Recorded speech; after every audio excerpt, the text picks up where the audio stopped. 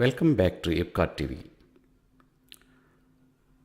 Now, the topic is a patient with severe multivessel disease and treated only with only one stent.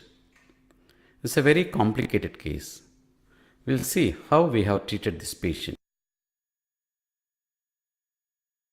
His age is 56 years old male, Asian by ethnic.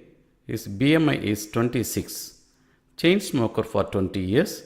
He smoked 2 packs per day. Hypertension for 10 years and dyslipidemic, non-diabetic, and he has mild to moderate activity. Non-alcoholic, had strong family history of coronary artery disease. His medications were telmisartan, hydrochlorothiazide, OD, cilnidipine, metoprolol 10 mg and 50 mg, OD, rosustatin, aspirin 10 mg, 150 mg combination OD, and he has no history of drugs abuse. Basic evaluations are, at the time of evaluation, his heart rate is 80 per minute. ECG, there were some non-specific STT changes in all the leads. Echo, mild hypokinesia in anterolateral leads. His basic biochemistry values are under normal limits. Lungs are clear. Thyroid profile is normal. Abdominal ultrasound is normal. And his stress test, we'll see. The baseline stress test report before.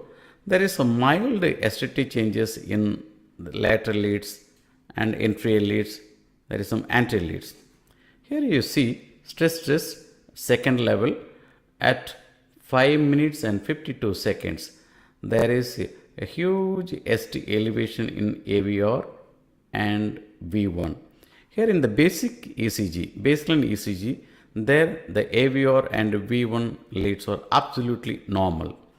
And at the level of second stage, you can see the significant ST depression in lead 2, lead 3 and AVF. Then you can see V5 and V6. So at axis level, the significance of AVR ST elevation, it simply signifies there must be left main disease. Might be distal left main or shaft of left main. This is a left angiogram, left coronary artery. Here you can see the significant distal left main disease almost diffused, and you can also see there is a RAMUS vessel. The size is 2.25 millimeter, and there is osteoproximal disease, almost we can say 60% disease. This L6 is non-dominant L6. There is a disease in obtuse margin and L6 region. Artery. The left one is AP caudal view and the right one is RAO caudal view. Here you can see in the right caudal view almost the very tight lesion in the distal left main to proximal LAD. Almost we can see it's 96%. In the AP caudal also is very clearly visible. Coronary artery, RCA, AP cranial view, and the right side view is RCA LAO caudal view. In the mid RCA, you can see little, almost borderline disease. It is less than 70% disease. Any intervention, if the coronary artery lesions are less than 70%, it doesn't need angioplasty, plain balloon angioplasty or stent angioplasty. First, we took 2 wires, BMW wires. One we kept in the diagonal and another wire we kept in the LAD. So the guide catheter is JL 3.5 through femoral right radial approach.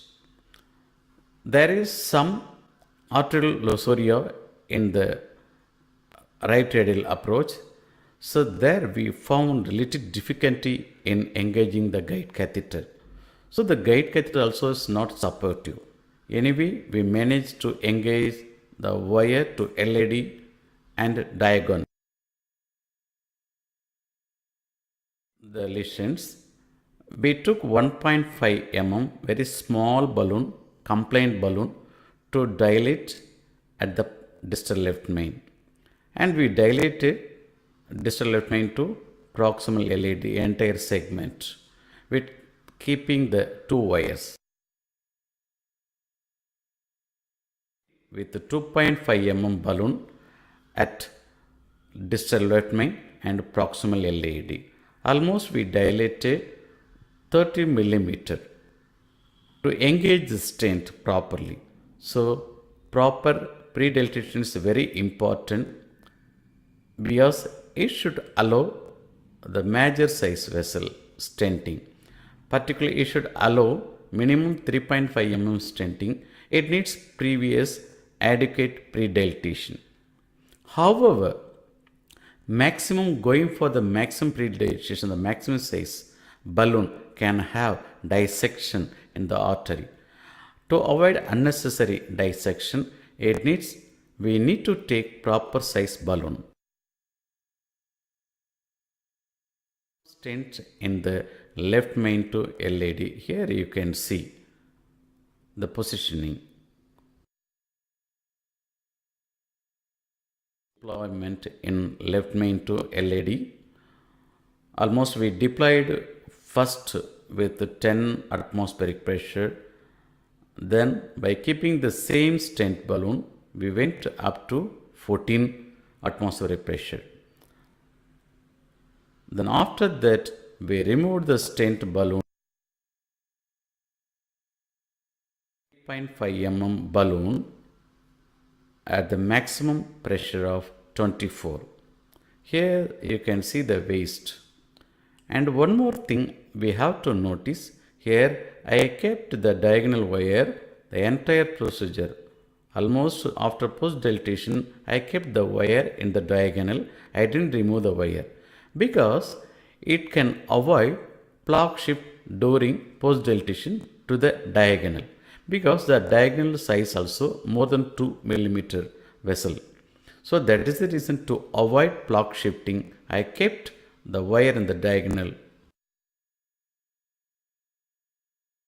After removing the diagonal wire, here you can see the diagonal is not compromised, and also you can see the RAMUS is completely intact. There is no plaque shift.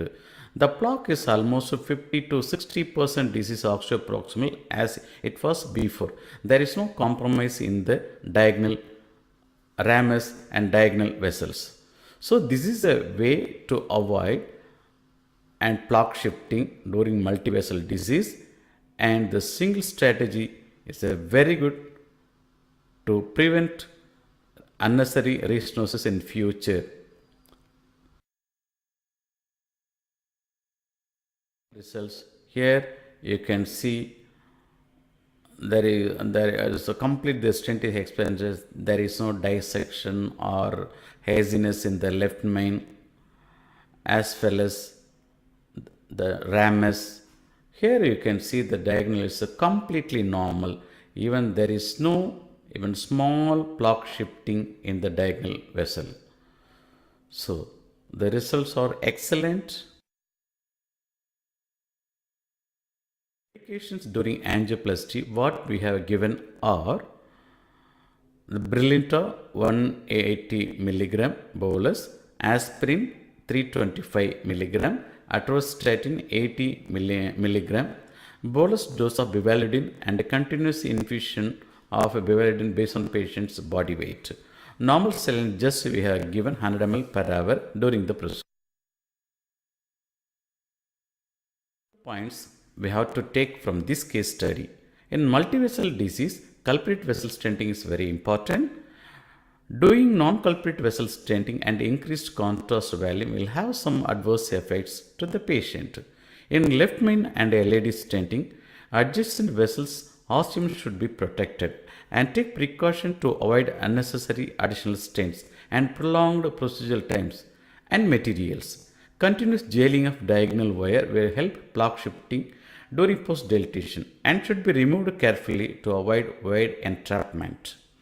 Keeping proper stent length at left is important because excessive length will lead to plaque shifting to RAMUS and L6 ostium.